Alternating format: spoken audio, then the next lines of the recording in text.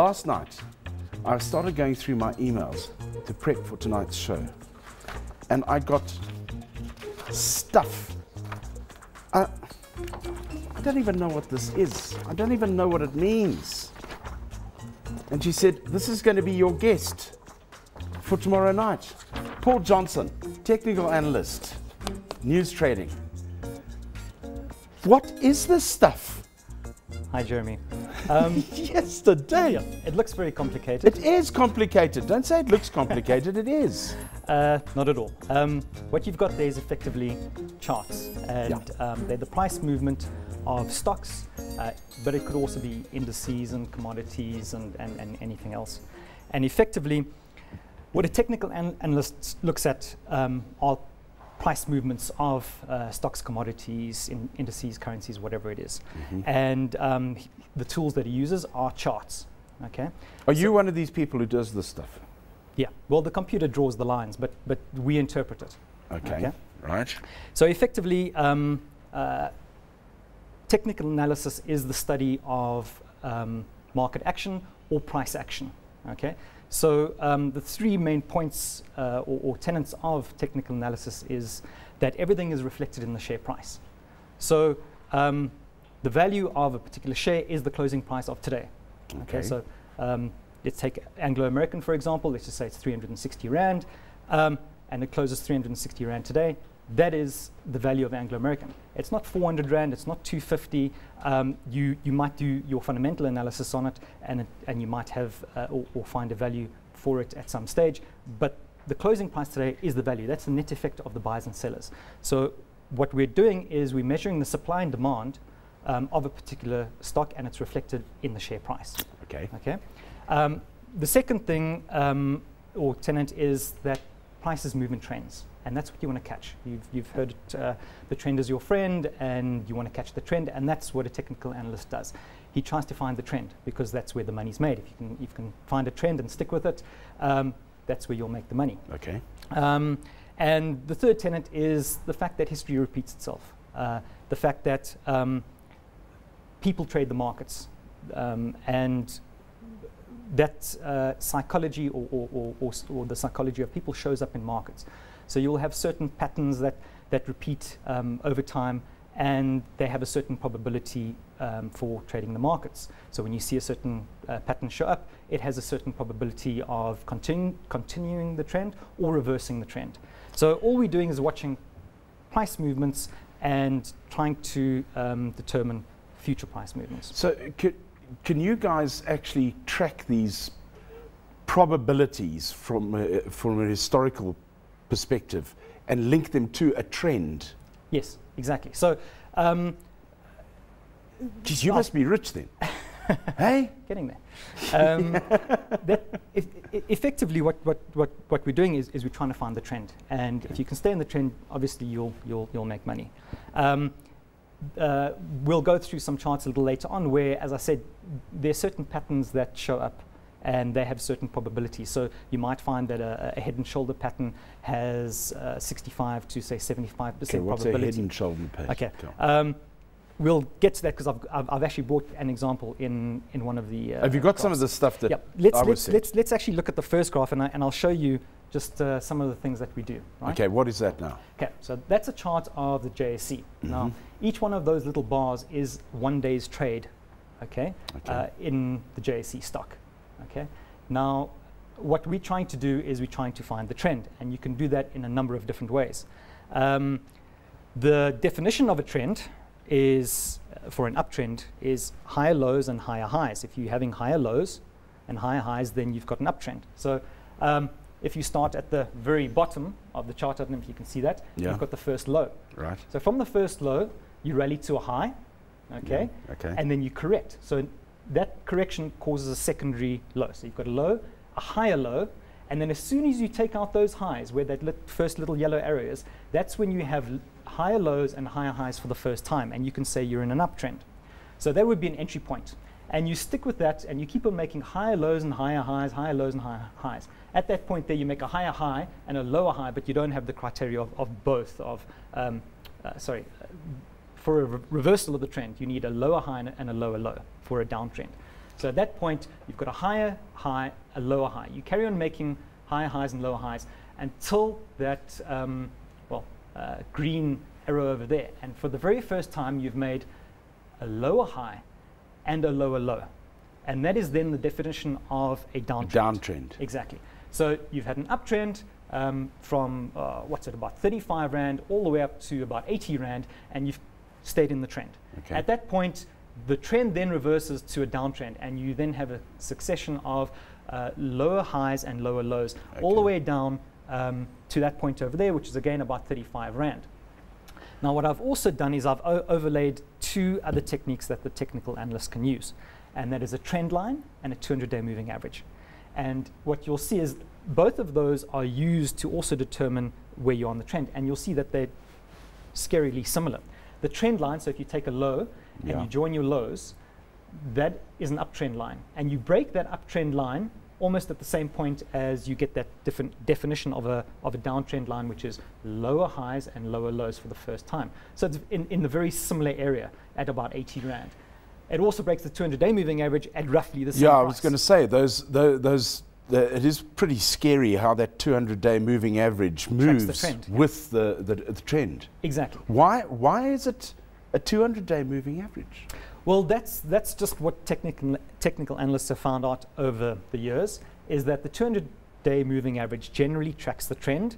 You'll also have trend lines that track the trend. And the classic definition, if you get confused, is an uptrend is higher highs and higher lows, and a downtrend is lower highs and lower lows. Mm-hmm. So that's effectively the definition of a trend, and that's what you're trying to find.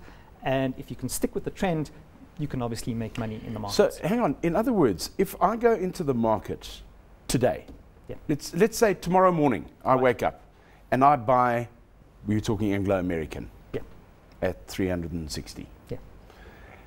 And it just happens to be on it's starting its downtrend, let's say. Right. Technically, if I hold that share for 400 days, it should be out of a downtrend into an uptrend, and I should be making money. No, because you don't know what the price action does. So what a moving average does, so let's take the 200-day moving average, okay? It takes the last 200 days trading, okay? You add it all up and divide by 200, so it gives you an average. So it smooths out what the price does over the last 200 days. Now, if prices continue to fall, then you've got the downtrend, and you can stay in that downtrend for as long as the share is in the downtrend. When you get the reversal from that, from the lows, then over time that 200-day moving average will start to turn up. So a moving average system or a trend line system will never pick highs and lows, but it will get you the majority of the trend. So I mean, if you look at those examples, you will see that the trend keeps you in for the majority of the move, but not for the full move. It doesn't pick the exact low and the exact high. You get most of the move. So once you've identified a change in trend, you enter in the direction of the trend, and you'll get the majority of that move. But obviously, you won't pick highs and lows. There are different methods for picking highs and lows at certain points. And that would be maybe chart patterns, resistance arears, things like that. I thought I'd get this whole thing sorted now, and it just, okay, the 200 days, hold it for 200, sell it there. If it's going down, hold it for 400, then sell it. And then he comes with this. Yeah. You oaks are not easy, eh? It doesn't seem easy, but once you start to work with it, it's actually very, very simple. And okay, make it simple for me. Okay. Put on a chart and we'll go through it. So whichever one you want, that first one or the next one. Right. Okay. Let's have a look at this. Make it simple. Okay. This is African Bank. Okay. Now, let's just say, okay, African Bank, great share, fundamentally sound company, but you want to know where to enter the share. Right? Yeah. You want to know where to buy. Okay. I wouldn't be buying now. Okay, you could say that. But other people would be saying, well, no, I wouldn't be buying. But again, where would you enter the share? Now, let's take, well, as you say, right now, where would you enter? Now, there's two places that you could enter this, okay? Yeah. If you return back to the trend line, so you can see this last trend line, you've hit it 1, 2, 3, 4 times, almost 5 times. Okay, so it's a relatively strong trend line. Mm-hmm. If you had to return back to that trend line, it's just under 37 Rand. That would be an entry point because you're buying support. You'll see it hits that support line, that trend line, and it bounces off it. So you would buy it just under 37 Rand where the trend line is, and you'd set the stop loss just under the trend line. So now you are quantifying your risk. You're saying there's an entry point, which is support. Okay, so I can enter the market at that particular point. And my stop loss, obviously, I can set just slightly below it. So, I mean, if you take that trend line there, yes, and you then take this one, yep, which is a lot shorter, right, it should technically be going sort of there. Yeah, exactly. So I should be selling at about 50, maybe. I don't know. It's possible. If the trend continues, yes. So as you can see, very early on in this trend, if you had bought along this trend line and just held that stock and kept your stop loss below the entry point. Geez, that's nice money. You would have been in at say one of these points at which you touch the trend line here, and you would have ridden it all the way, and at that very point there, can you see there, you broke the trend line. It's across there. Perfect. So it's 30 bucks, and exactly, you've come in at about 5 or 6. Yeah, so you could have come in at 5 and 6, you could have come in at about 11, you even could have come in at that point of there, 22, you wouldn't have made as much, but these are all entry points within the market. So what technicals do is it gives you entry points into the market, or it allows you to time the markets. The fact that you know that there are a lot of fundamentally sound companies out there is great, but how do you know when to buy? And this is just one technique, a trend line, where it'll tell you, you can buy when it hits support, and it's nice because what it does is when you break the trend line, it will tell you to get out. So in other words, although this stock looks fairly expensive at 37, it's trending upwards. Yes. And could.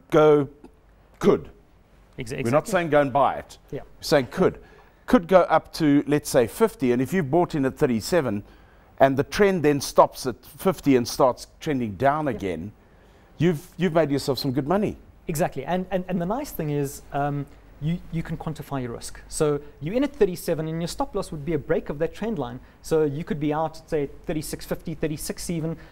So you've quantified your risk, your loss, which is great, and that's what you want to do. If you just had to throw a dart and say, well, you know, where am I going to enter? Okay, I'm going to enter over there. Where's your stop loss? Where's your risk management? Is that part of your business? Is making sure that people know where the risk, the downside is to the risk as well? Exactly, because it doesn't matter what your system is to trade the markets. It could be literally tossing a coin. Okay. But unless your money management is correct, you're going to lose money. What people don't realize is that some of the most successful traders in the world have systems that are only 30 to 50% accurate. Okay? It's the fact that their money management is superb that they can actually make large sums of money. So they cut their losses very quickly and they ride their profits. So they don't have to be right 100% of the time, they just have to be right 50% of the time and they can make money. Sounds like a wife. Don't have to be right 100% of the time, you can be right 50% of the time as well. And make money as well. We'll be back in just a moment. Paul Johnson, Newstrading, is our guest this evening in Mansfield's Money Sense.